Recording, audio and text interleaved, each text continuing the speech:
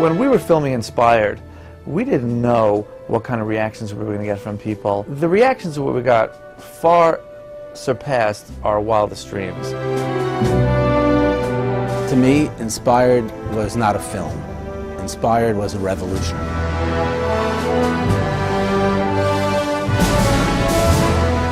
When they saw Yom Tov Glazer and they heard his story, they were astounded. You met a fellow like Aaron Weiss, and you were so touched. People saw Uri Zohar, and they say, it's remarkable that a man can make a change like that. And you meet a fellow like Adam Lynn, and you see, he's off in India, but look at him today, and look at his family today.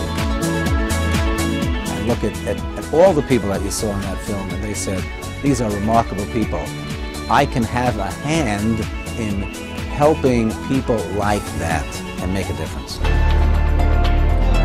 The first movie is really about the people whose lives were changed. This is about people who do something to change other people's lives. And it's about the waves that are created in the world as a result of that. What you could take from both of the films is you could see that there are people that really put their heart into this. And it's a tremendous struggle internally to become a Baal Teshuvah.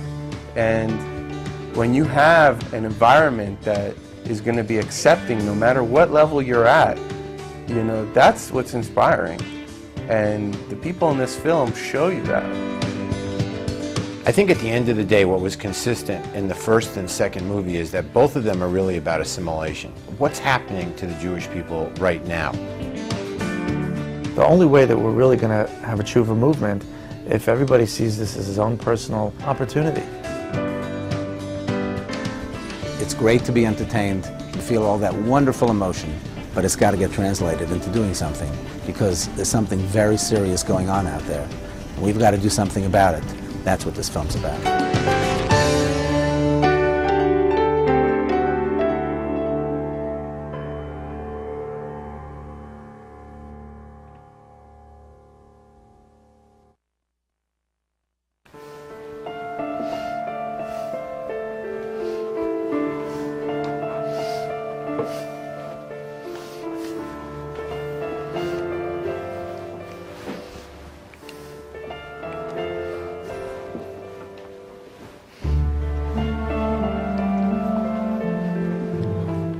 It says in the Pasuk, Vayikach Avram Yisrael Ishto V'slit ben Achiv V'skol Chusham V'sherach.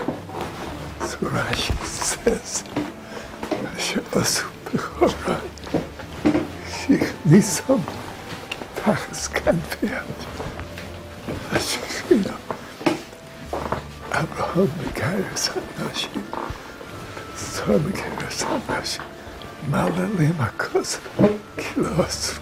We see what Avraham Avinu and Sarah made of what was their golden life to Mekaris HaNashim and Mekaris HaNashim.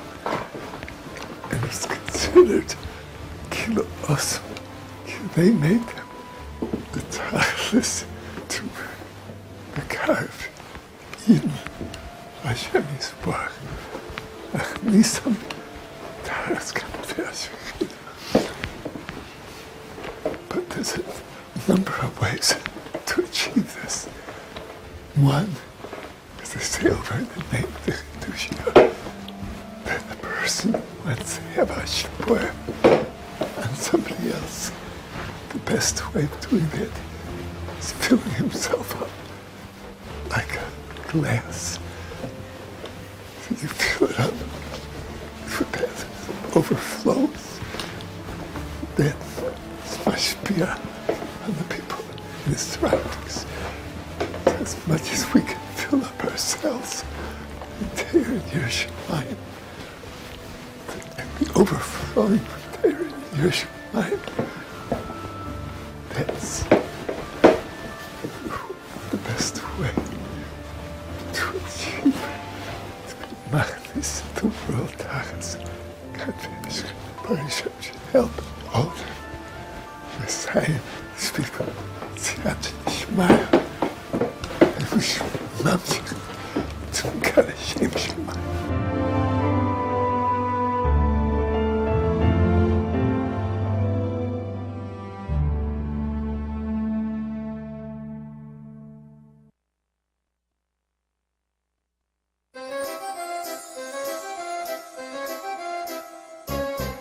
Growing up in Borough Park, I really truly believed that everybody in the world was from, every Jew was from, and if you weren't from, it was because you chose not to be, right? So you opted not to do Torah mitzvahs, and it's a choice. It's a free country.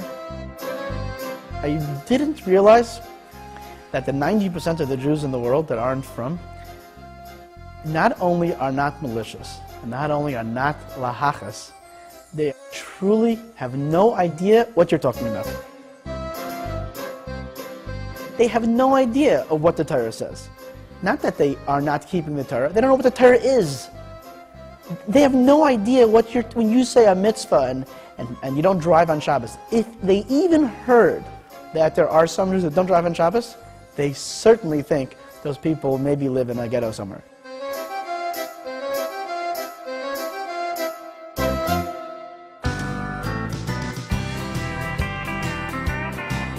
When I started doing kiruv work, my neighbors were a little amused. You know, I had a neighbor in Borough Park, you know, where'd you go now? You into Oklahoma? You saw the cows? You put a shtrammel on the cow? Yeah. I told them, Label, there's some cows in Oklahoma. They're all with 2 feet, and the Elter Zaydas had shtrammlich. And we're gonna get them back into the shtrammlich too. Where I live, I think as the Americans call it, the boondocks. It's the trenches, there's nothing out there.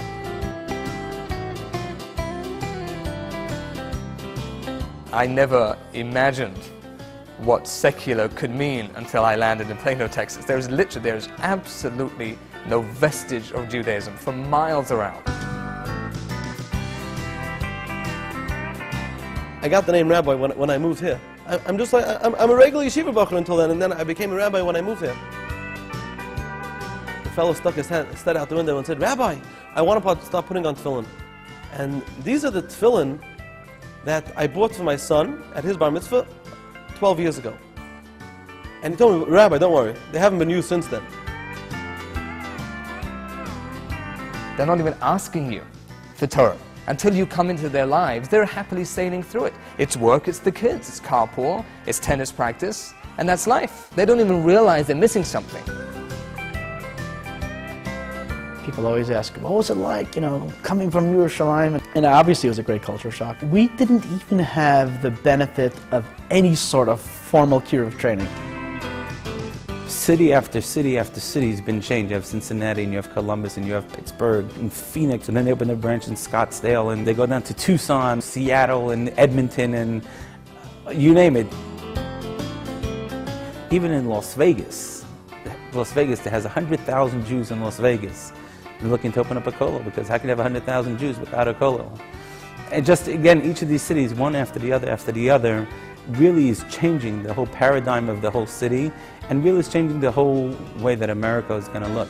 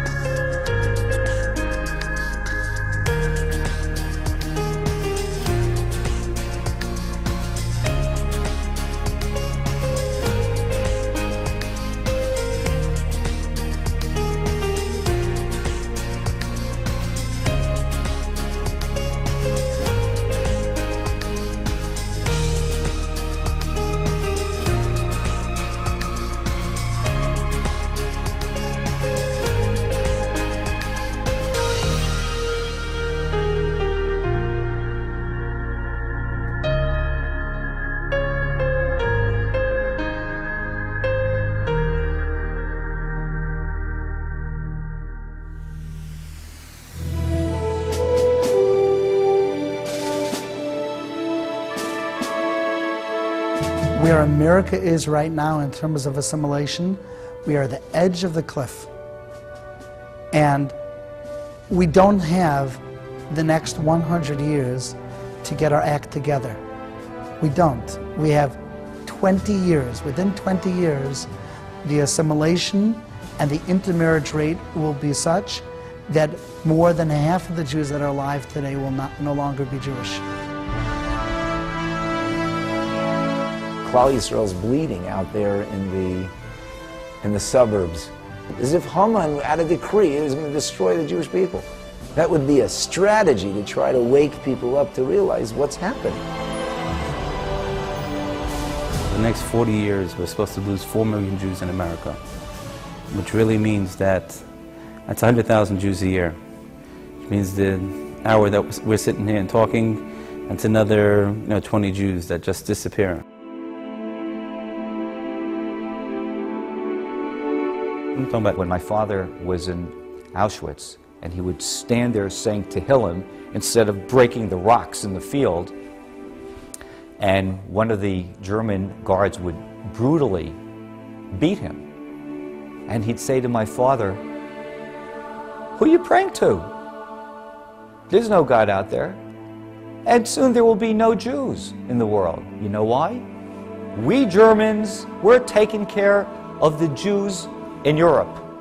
Our good friends, the Arabs, they'll take care of the Jews in Palestine. And American Jews? American Jews will take care of themselves. They will disappear on their own.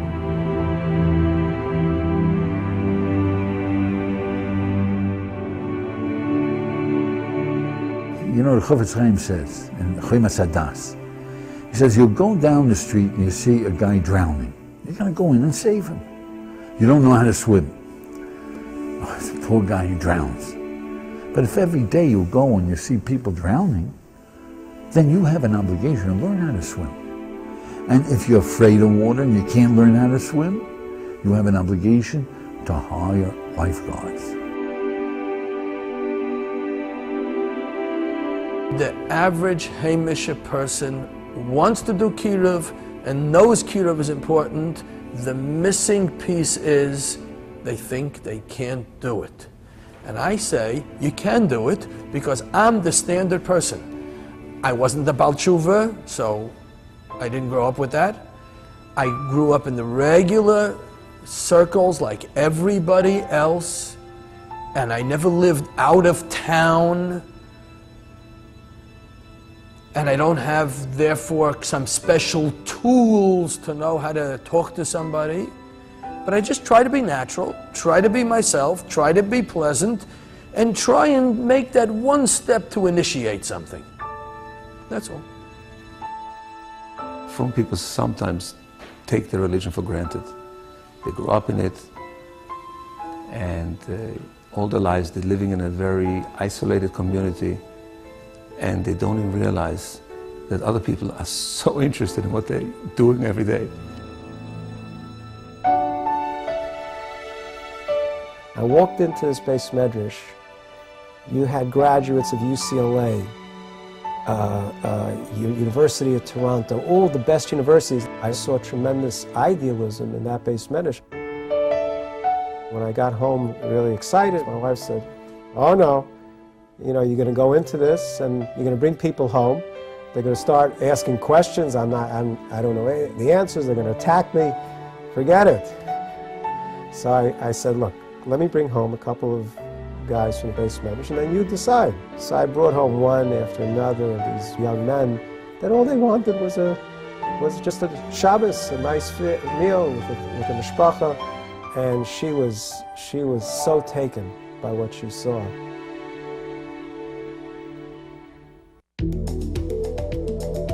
When we moved to Miami Beach, this is a pretty intense Orthodox neighborhood, and there wasn't a lot of kiruv going on. And even though we moved here for chinuch for our kids, we missed that opportunity to do outreach. It wasn't part of our lives until the CLE program. I remember kind of getting, an invite one night, to come, for a Shabbat dinner, and I was like, okay, great. And someone said, yeah, we're going to go to a family's house, it'll be great. I'm like, a family's house? Like, tough enough going to my family's house. You want to go to someone else's family's house.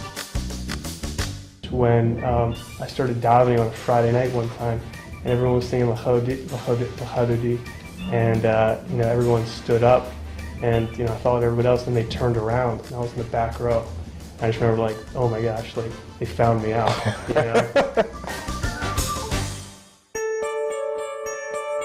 At first, you think that it's very intimidating because you realize you don't know that much about what's going on. But once you come in and you get welcomed into a family's home, they're so warm and welcoming, and they want to help you learn, and they teach you.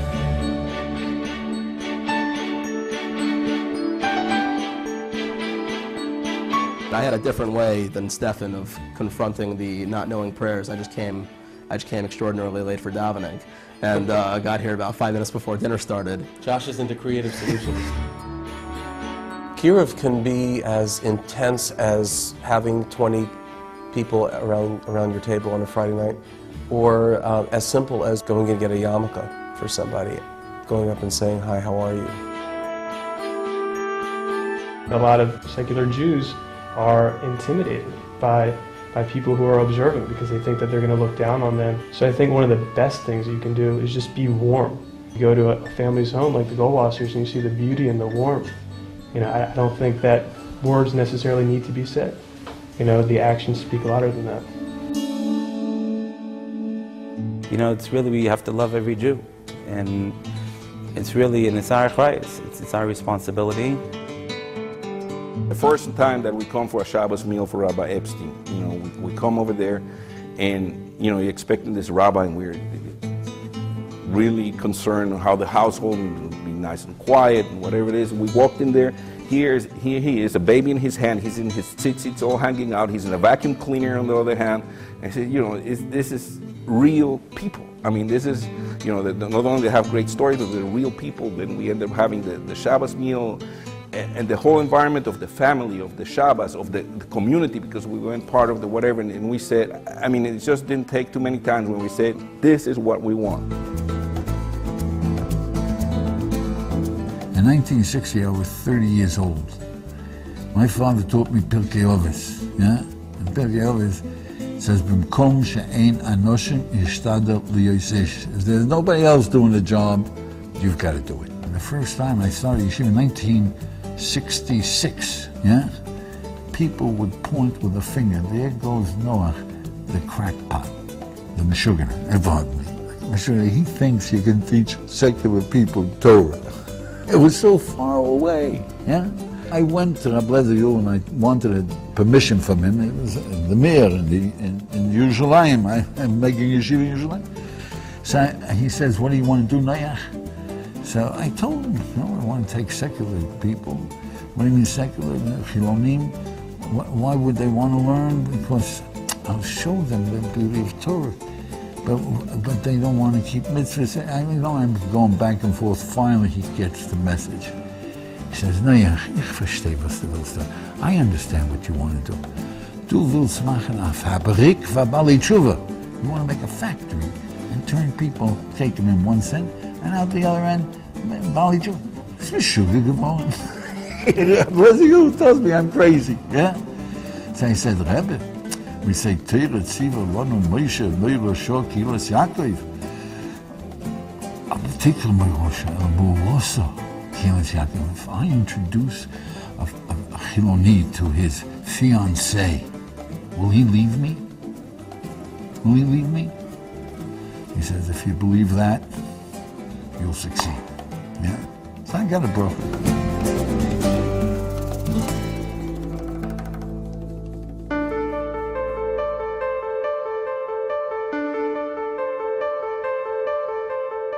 Years ago, when the conservative movement and the reform movement were strong and orthodoxy was weak and struggling and day schools were first starting and it was after the war and people were first trying to get their feet back on the ground, the Frum Olam was just interested in, let's maintain what we have. Let's be insular. Let's understand that this is Yiddishkeit and everything out there besides us is not Yiddishkeit. The Frum people made a very strong and clear separation This is a Yid, this is a Goy, this is kosher, this is treif. And it served a very valuable purpose.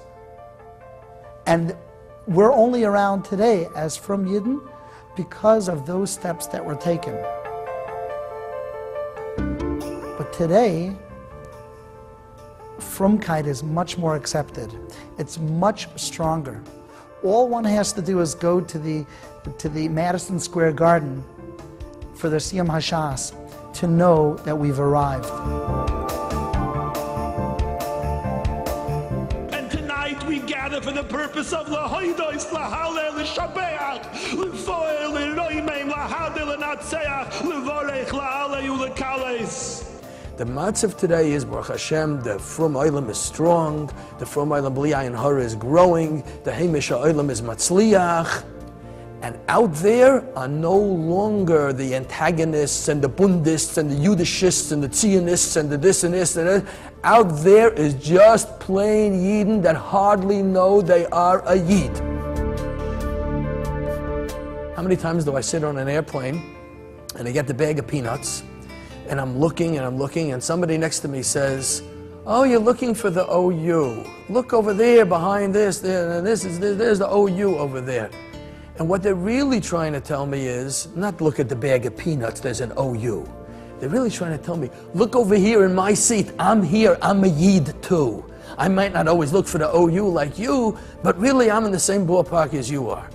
And I can react two ways then. I can say, "Oh, thank you very much," and eat the peanuts and go back to sleep on the plane. Or I can say, "Oh, I see you know about the OU, where you're from, did you go to Hebrew school? Oh yeah, they'll start telling me my grandfather was this and my mother was this, and I didn't really go to yeshiva and I don't really know and I'm not sure, I was bar mitzvahed, and that starts the conversation. And really many times, not always, but many times if you tell them, "Where do you live?" "Oh, you live in this city? I know the rabbi there, Rabbi so-and-so, they have classes and this. Check it out." But a pretty decent percent of the time, they'll follow up on it.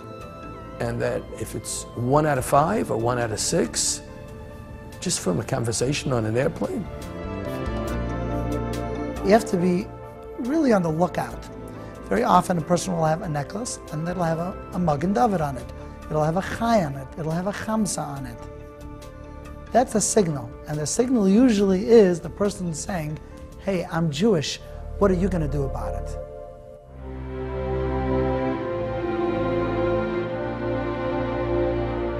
The value that I place on my Yiddish upbringing and my opportunity to be able to grow up in the house that I grew up in and to go to yeshivas that I was able to learn in, and then you come and see what secular America is all about, and you see that it's not normal for people to have a stable home, for people to have a stable relationship, and that's why people cling to someone who they see have it. That's what draws them in.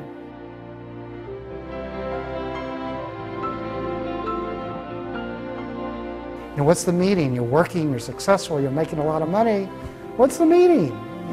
What? You take nicer vacations, you have a bigger car, more expensive home. That's your meaning. Your meaning's things. It's just a bunch of things.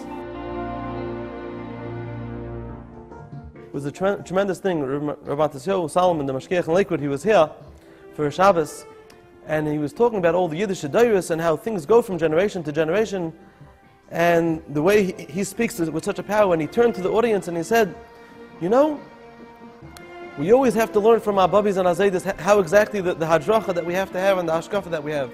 But whoever said that your Babi and Zaydi have to be older than you?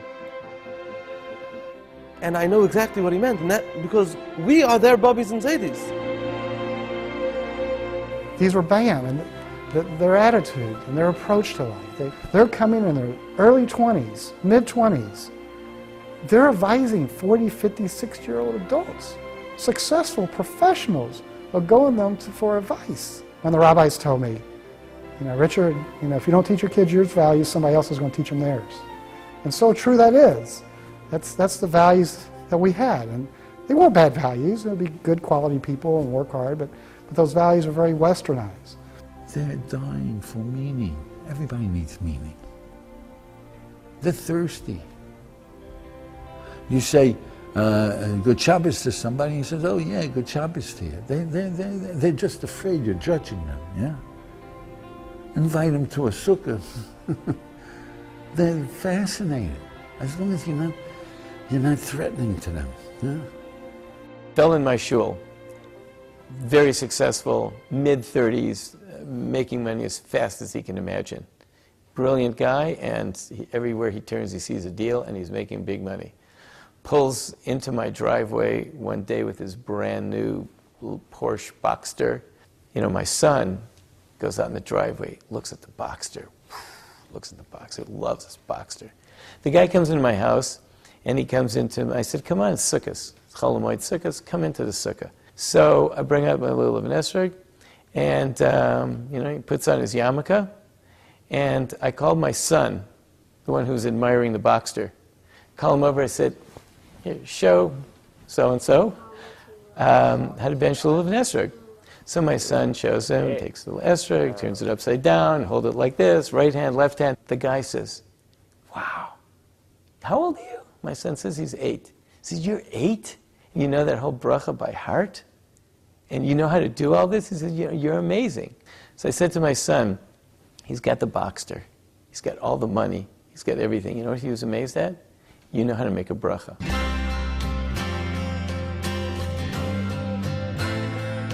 We were, buying into, even in Panama, what the American dream was all about. The main thing was the pursuit of the career, the pursuit of the money, and there was nothing that really had any meaning to it. And this had meaning. The Pindle Yid inside them is alive. And in our society, people can be very, very successful and very not fulfilled. And a Shabbos table, which has the Yiddishkeit and the family and the relationship with the Kadosh Baruch Hu, these kind of things are people are starving for them. Most people are looking for the truth. And I feel that I might be able to help them to see the truth by teaching them the things that I learned from my parents and from my rabbis. My great-grandparents were very Jewish in the old country, not really sure which one. My grandparents were pretty Jewish. My father was a little bit Jewish. I was barely Jewish. And my kids were well on their way to becoming, don't care if they're Jewish or not. So again, I'm a Wall Street guy. Directionally, that was a very bad trend. And I just made a decision that I was not going to be that link in that chain that was just going to, be the dilution of my family's Jewish traditions.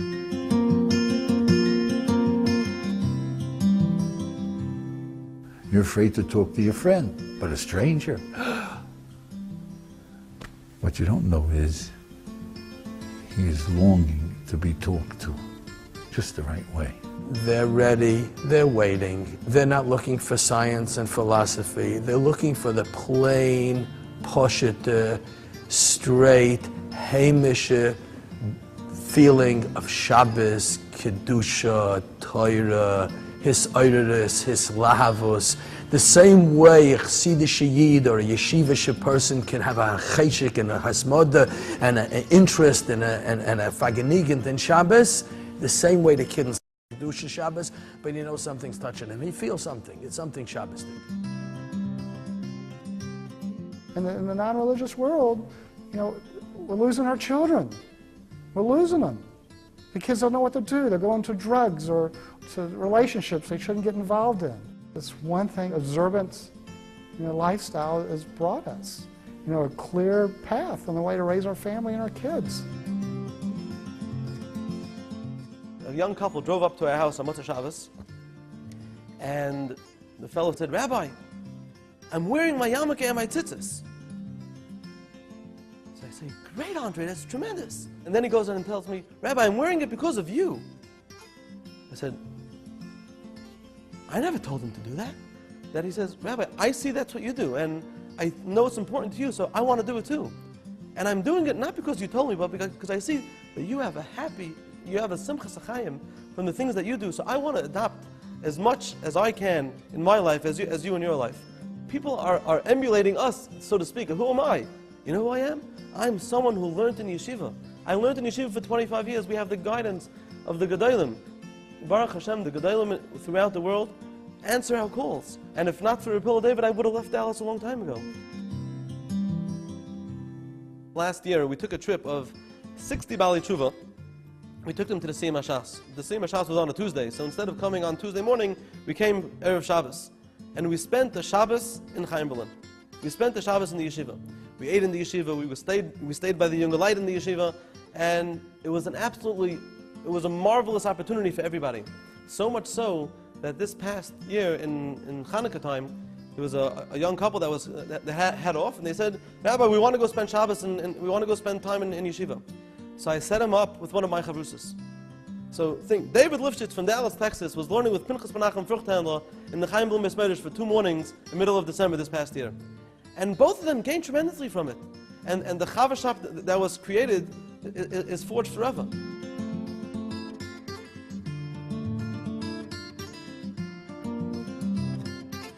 I was raised in a home that considered it important to be Jewish, but really didn't give me any specific direction as to why I really should be Jewish. I was dating women who were not Jewish, who were Jewish but not religious or anything. And I happened to have very coincidentally met the person who is now my wife. We became friends. She introduced me to Jonathan. I'm not I'm just a regular guy, and I'm a balabus.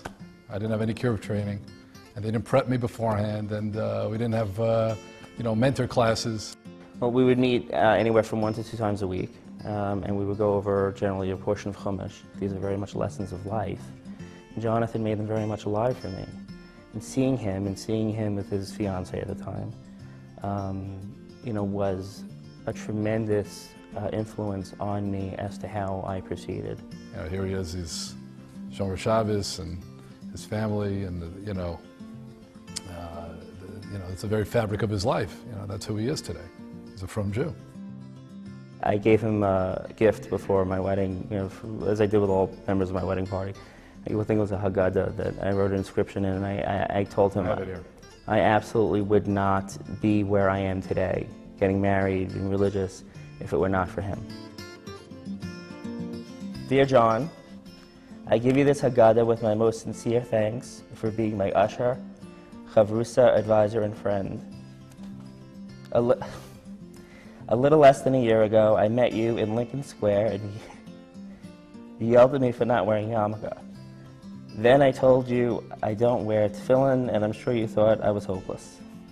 Well, today I'm getting married. I have taken a vow to observe Torah, not just for us, not just for me, but for my children and my children's children.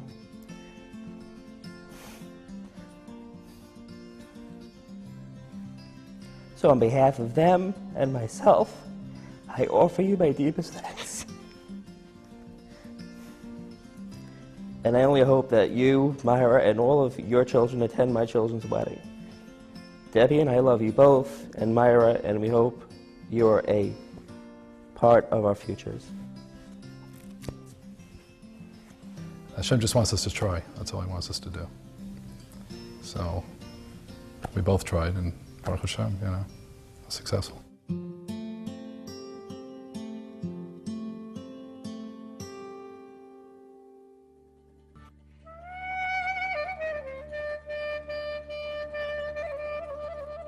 Growing up in Mobile, Alabama, what you had in front of you was the extent of the Jewish world. We had Reform and we had Conservative, and that's all I knew. When I was 16, I went on a summer pilgrimage, 7 weeks, to Eretz Yisrael with, I think, 250 other teenagers. And the first week we were there, we were told on the first Shabbos we were allowed to go to any synagogue we wanted. Not knowing the environment, we just decided we'd walk and see if we could find a synagogue. We found a little bitty Portuguese synagogue. This was my first experience with an Orthodox minyan. After we were there for about 20 minutes, a man came up to all of us, and I think there were 5 or 6 of us who went together, and he went up to each one and he said, Cohen? Cohen? Cohen? And he came to me, and I knew I was a Cohen. I didn't know exactly what it meant. And I said, yes, I'm a Cohen. So he indicates to me, come with me. So I followed him, and he takes me into a back room. And he says to me, take off your shoes. Put out your hands. And he starts washing my hands. At that moment, I was convinced I was going to be sacrificed. When I realized that nothing painful had happened yet, he led me into the front of the congregation, where he stood me amongst another group of men who were lined up. He put a tallis over my head, and I stood there while other people were saying, in retrospect, was Birkas Kohanim. To me, it was humiliating to be standing there and not knowing what was happening. I felt like something was missing. There was a piece of me that wasn't connected, that needed to be connected. There is no doubt that my religious growth has impacted my medical practice. It became extremely acute when I decided that I'm going to wear a yarmulke to work. To me, this was extremely uncomfortable. But there is no doubt that it made me a better doctor, because I realize now that every encounter I have, every patient that I see, must be a Kiddush Hashem. I remember when I was called up for my first Aliyah, the first time. It's embarrassing. You're in an environment you're not comfortable in. You've never been in this environment. My first Aliyah was a dress to Torah. So I'm up there, I'm sweating. You think everybody in the congregation is watching you. All eyes are on you. And for somehow, when I was up there, instead of grabbing the Torah dress, I grabbed the bima cover. And I'm trying to figure out, how's this going on the Torah? And I'm sweating, and the dress was pouring down me, and I just couldn't figure it out. And someone handed me the dress of the Torah, and I just started laughing, It was just, so many moments like that. I'm reading the Jewish Times. I always read the letters to the editor. And there's a letter from a very nice letter. The letter basically was saying that, people look at women as career defines them. And really, that shouldn't be the defining element of women. Women have value, being in their home and raising their children is really the most amazing thing that a woman can do. And this letter is signed by, someone who I never heard of, never knew before, Renee Chernin. So I looked up the name, picked up the phone, and called and said, I saw the letter you wrote to the editor, and it sounds like so I'd like to meet you and talk to you about this. So we met, and it ended up with an invitation to a Shabbos table. My wife accepts an invitation. She said, I've accepted lunch with this rabbi, Rabbi Deutsch. She schlepped her husband to our Shabbos table, which we thought was beautiful. So we're going to go to him for lunch. Lunch, okay, fine, we'll go have lunch. What, an hour and a half? Well, tennis is at 2, no problem, right? Yeah. Well, David Chernin had the most miserable experience at our Shabbos table. Well, he'll tell you about that. Well, this was excruciatingly difficult for me. Here I am in this house just filled with children. Nobody that I know. Drove there, parked in front of the house, and people are peering out the window. And I walk in. Now, I'm so completely intimidated. And then the rabbi starts asking Parsha questions. And all of these little kids are jumping to answer these Parsha questions. And I'm petrified that he's going to look to me for an answer. And I'm going to be shown up by this 4-year-old. And this lunch would never end. It just kept going on, and 2 o'clock, of course, comes and goes. And he drove back. I didn't know this part of the story until many, many years later. We get in the car to go home. First of all, we're walking to the car.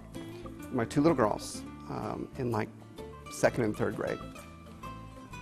And one of Rabbi Deutsch's young children, who is about to graduate from Tamima this year, walks with us to the car, and she goes, "Is that your car?" "Yes." "Well, are you going to get in it?" "Yes." She looks and she goes, "Why?" So I get in. We're driving home. I'm banging on the steering wheel, yelling at my wife, "Don't you ever accept an invitation in this neighborhood again. Day is shot. Look what you've done."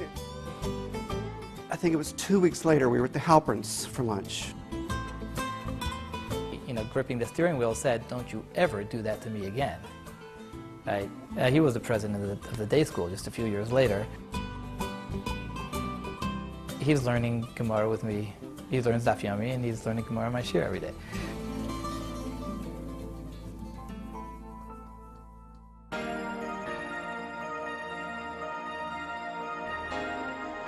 No one would ever believe my wife and I would become observant. I mean, it was just so far out of the realm of our personalities, it just made no sense. My brother brought me back a pair of tefillin, and he pulled them out and said, "These are tefillin." It was the first time in my life I ever saw tefillin. He said, "You're supposed to wear these every day."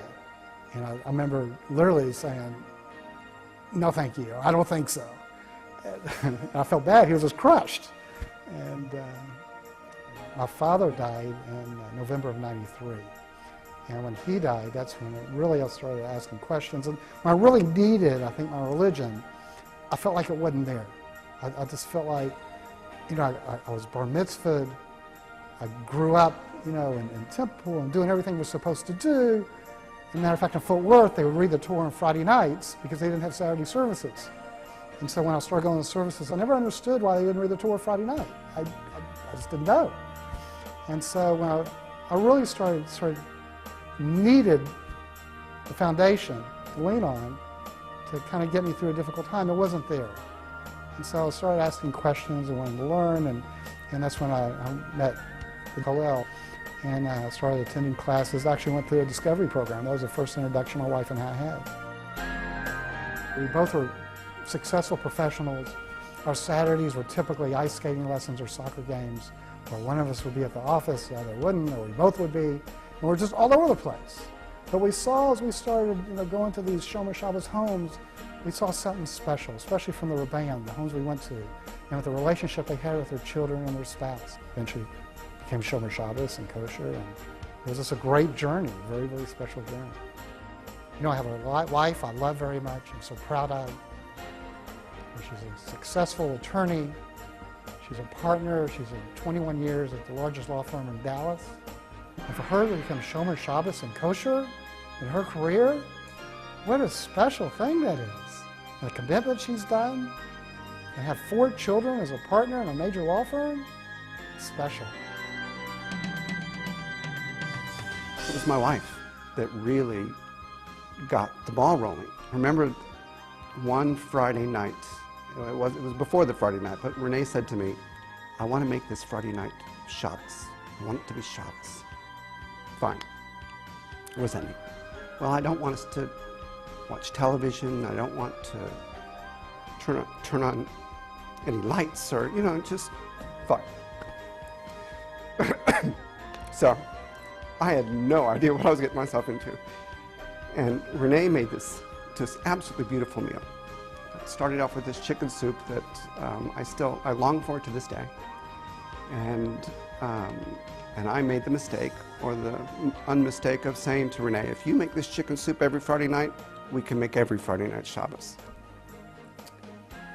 For a year and a half, this tzedakah I have as a wife made this chicken soup.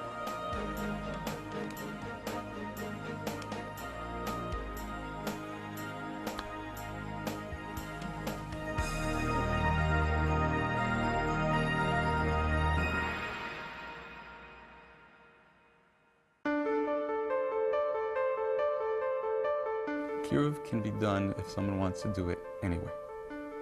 It could be done on your block, it could be done in your office, it could be done in shul.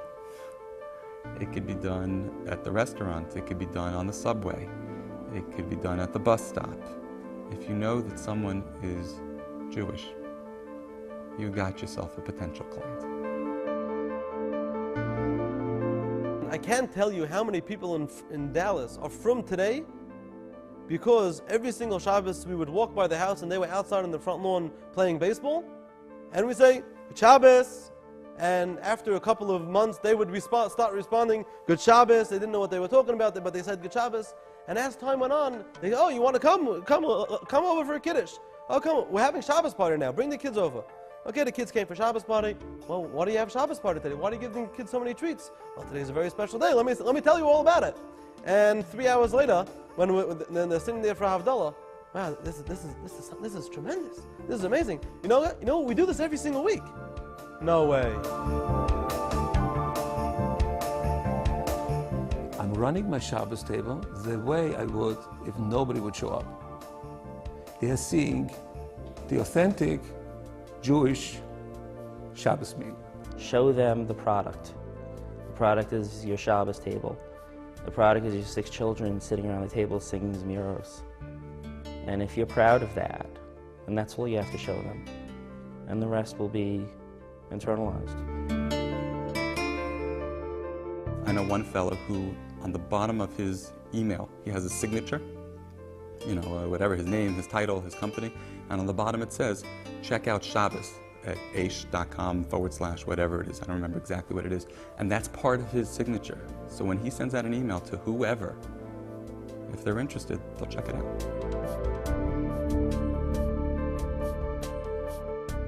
Books. There are books out there that people are willing to read. There's Permission to Believe, Permission to Receive.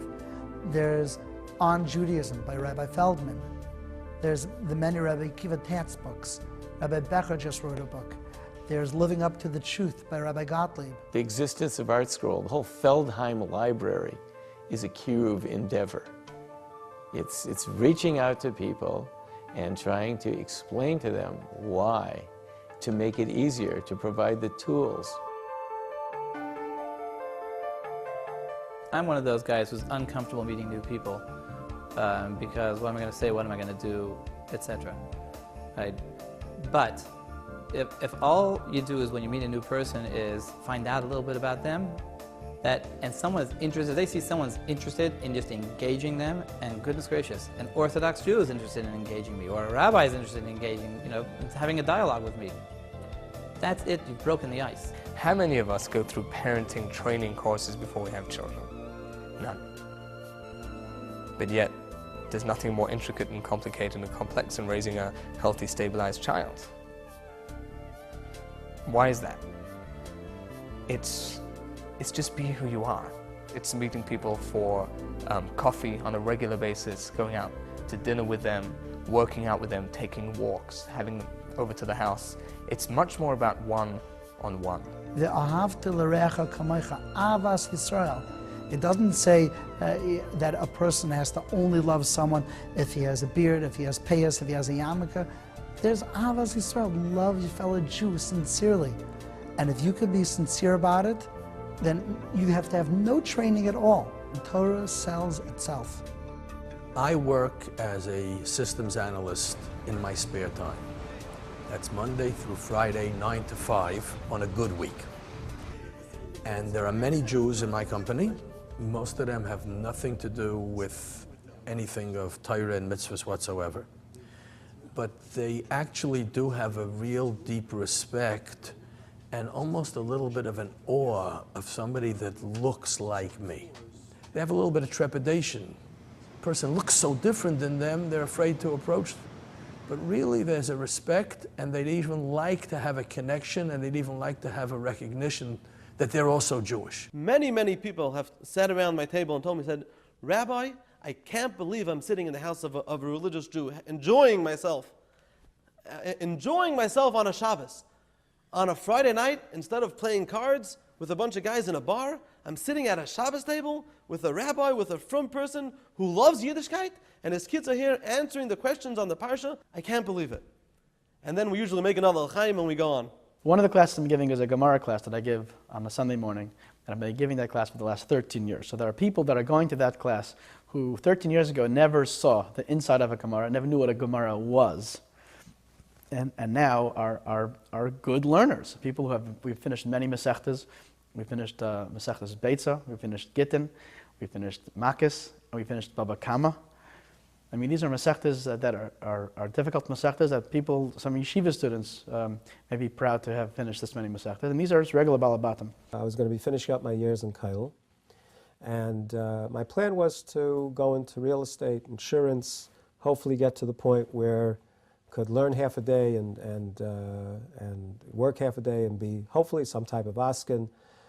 That was the plans. I had things set up in New York, ready to go back. And I was on the bus coming home from the Mir, and a chaver of mine had a Jewish Observer special issue on Kiruv V'chokim. I've been very interested and intrigued by it, so I grabbed the issue, took it home, and read it cover to cover that night. And the one article that jumped out at me was the article by Rav Noach Weinberg Shlita. What basically he was saying is that if 90% of Klal Yisrael is opting out, how can we expect that we're going to be protected by Kodesh Brichu, which seemed to make a lot of sense to me. You know, there's a churban going on, and we got to do something.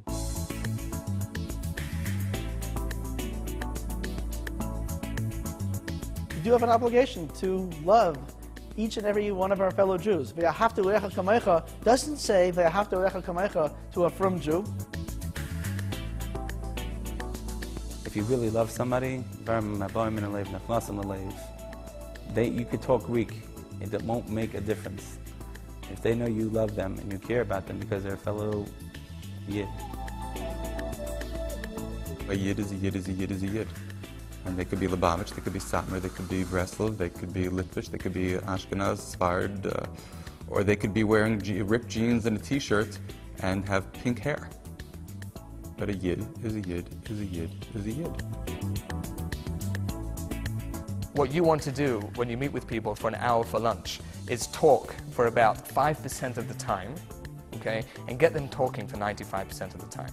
They will leave floating on a cloud. But when they get home, their wives will ask them, so Andrew, you met Shimshon Silkin or Rabbi Silkin, how did it go? Oh, it was wonderful, it was just tremendous, such a sweet guy. So what does he do? Gosh, I don't really know. Does he have kids?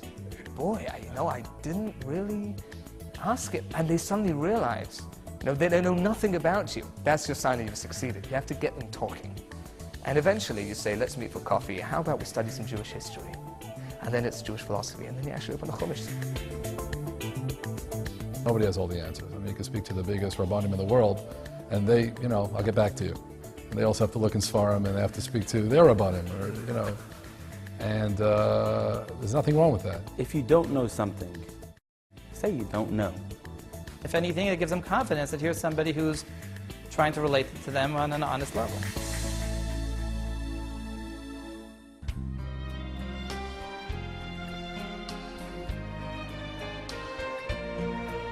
I had somebody approach me and say to me, Rabbi Silkin, I don't know why we're doing all this.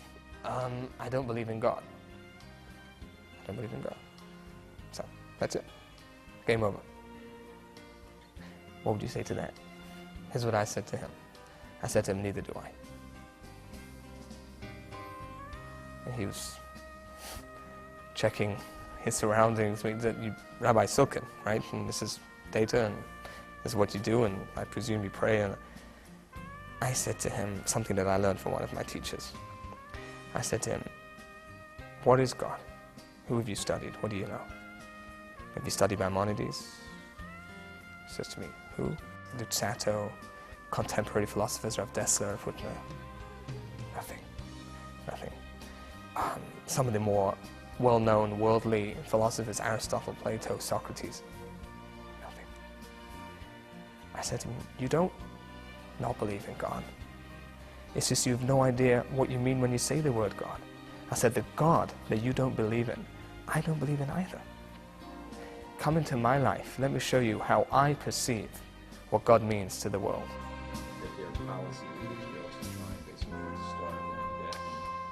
They don't like it when you say, how can you not believe in a God? And you start coming out with all the proofs, the archaeological, historical. They're not ready for that. They're not ready for that. They want to hear that you understand them. People say to me, 26 hours of Shabbos, I can't do that. I say to them, don't. Don't, because they're not going to anyway. I say, try 26 minutes. They give me 26 hours now. People say to me, I can't do kosher. Can't. It's too expensive, it's too difficult, food never tastes good enough. I say, don't. I'm not ready for that.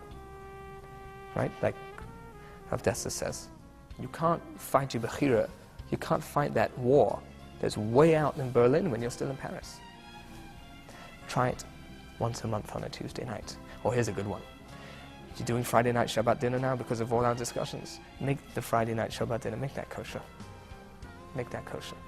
These people have kosher homes now, some of them. Of course, it's always like that. Take a little bite, understand it's not all or nothing, and they say, really? That's the most catching, magnetizing aspect of Kiruv. It's not the whole picture. Everybody's somewhere on the ladder. My focus has to be next rung up.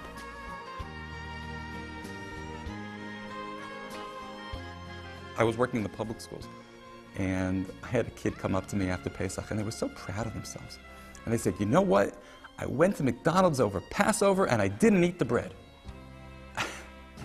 And I had to hold back at the time from laughing, but afterwards I started crying. Because this kid did something so huge. We have to realize that for everybody, you know, each step could be the one that sets them on the 1,000-mile journey.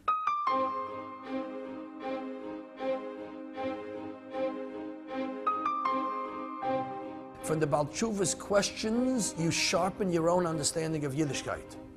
Number two, when you get somebody to be frum and you see their enthusiasm, you say to yourself, Ribbono Shel Olam, look how they pour themselves into Kabbalah Shabbos. How much should my Kabbalah Shabbos be? So it's actually a case where you actually are makar of somebody, it gives you a chizik, it gives you actually a new perspective deeper in Yiddishkeit. And when you see one of the Baal Tshuva's enthusiasm for Yiddishkeit, you say to yourself, oh, this is what it's about. All of a sudden there's a sparkle in their life. You know, recently one of our people, they're not doing Shabbos, but they're doing mikveh. And then he says to me, how about some mezuzahs in my house? You know that the crust is beginning to melt away. You feel it, it's crumbling, it's disintegrating, it's otherworldly. There's no other way to describe it. It's beautiful. It's uplifting, it's very rewarding, it's a lot of fun, and it's not felt as an obligation. It's felt as an urgency. It's like you want to take care of your own child. Yes, are you obligated to take care of your child? Are you obligated to pay for their tuition? Of course you do. Do you look at it as an obligation? No, you look at it as love, as care, as concern, as who you are inside of that person. That's all it is. We just have to start looking at everybody who belongs to our people as our children, as our brothers.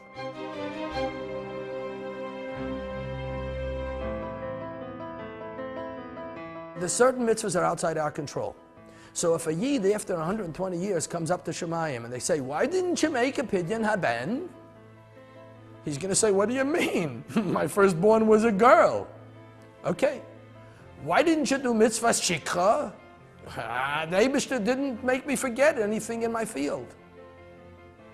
But when they're going to ask him, why didn't you do a little kiruv? What's he going to say? So they might let him into the Shemayim Mimal anyway because he learned the Daf Yomi and he was Erlich and Frim and gave tzedakah and he's mamash and mushlam, but in that area he missed. And that was something he could have controlled.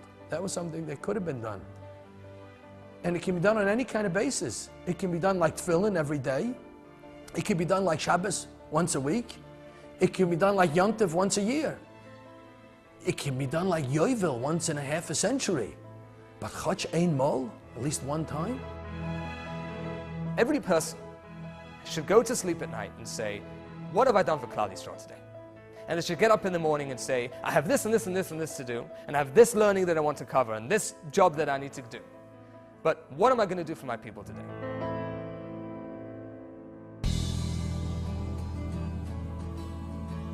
You can never thank them for what they've done for you. It's impossible. They changed your lives and your children's lives and your grandkids' lives, and it's impossible. What it means to me now is everything.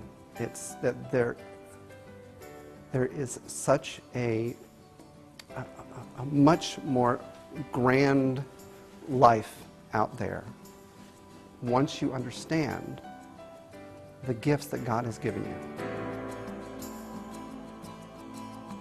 Through learning, people will open up. People will start to understand that this is a profound religion. It is a profound responsibility. And people will change their lives when given that opportunity.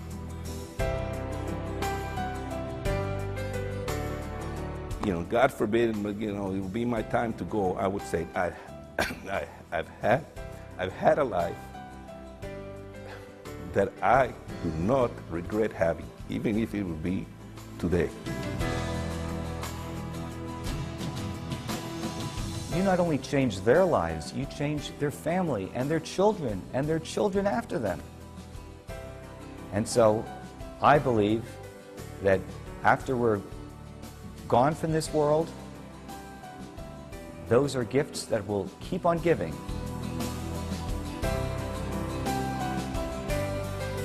My oldest daughter just graduated from the Misora High School for Girls. It's a seminary in Israel for this year. The other daughter is on the same track, and they own their Yiddishkeit. They grow, they come home, they teach us, and we all heard the prophecy, Mashiach will come when the children teach the parents. But that's not the miracle. The miracle is, for the first time that I've seen, the parents are letting their kids teach them. They're letting their kids show them how to say a bracha, or how to grow, or teach them a parsha. These are schusim l'dairei dairos. These are opportunities to affect not only people, but for generations and generations and generations to come. What a privilege, what an opportunity. That's what you get from learning with somebody who knows less than you do. If you speak to the Gedolim, and you speak to everybody who understands Klal Yisrael, they speak in one unanimous voice. There is nothing more important in today's generation than people who have Torah, who have the gift of Torah, who were raised with Torah, to take that education, to take that upbringing, to take that experience, and give as much of it away as you can to those people who are less fortunate.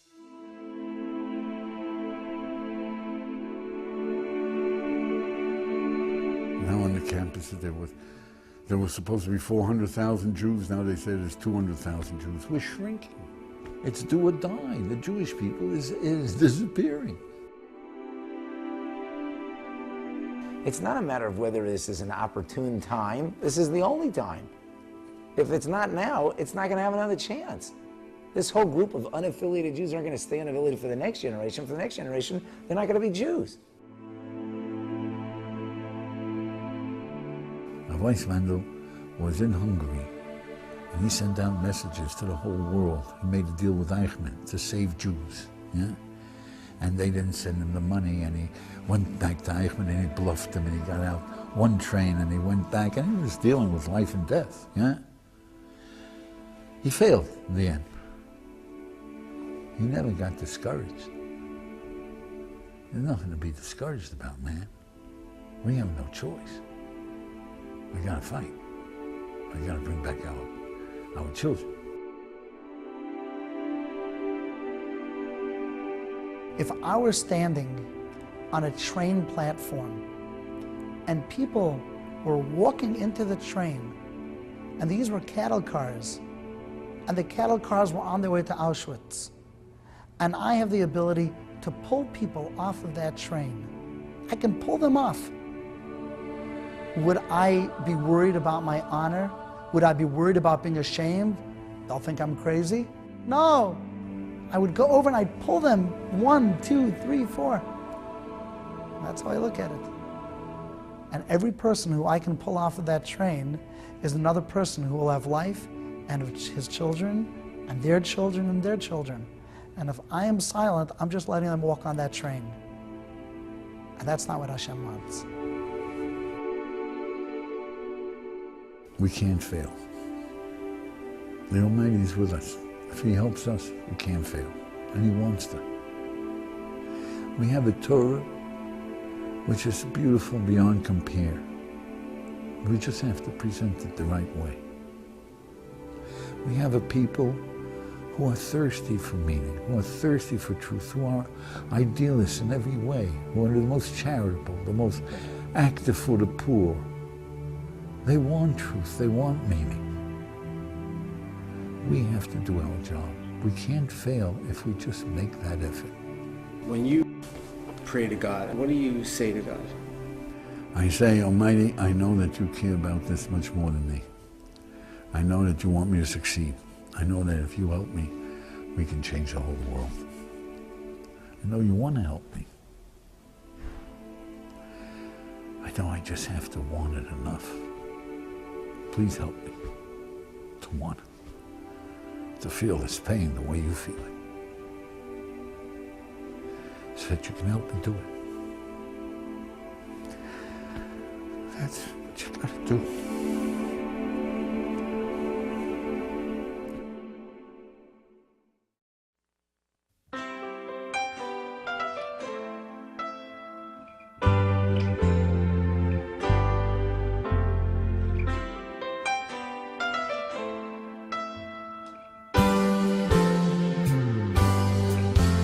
השיבנו השם אליך ונשובה,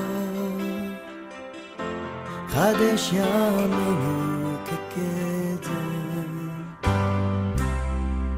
השיבנו השם אליך ונשובה, חדש ימינו כקדם.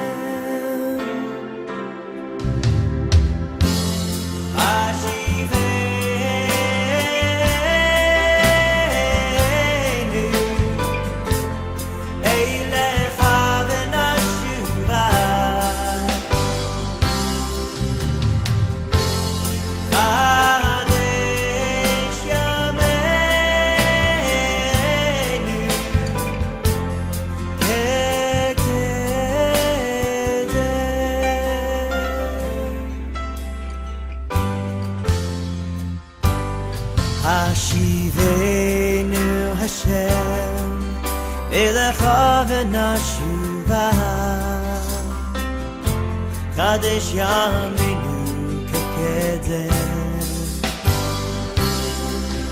השיבנו השם אליך ונשובה, חדש ימינו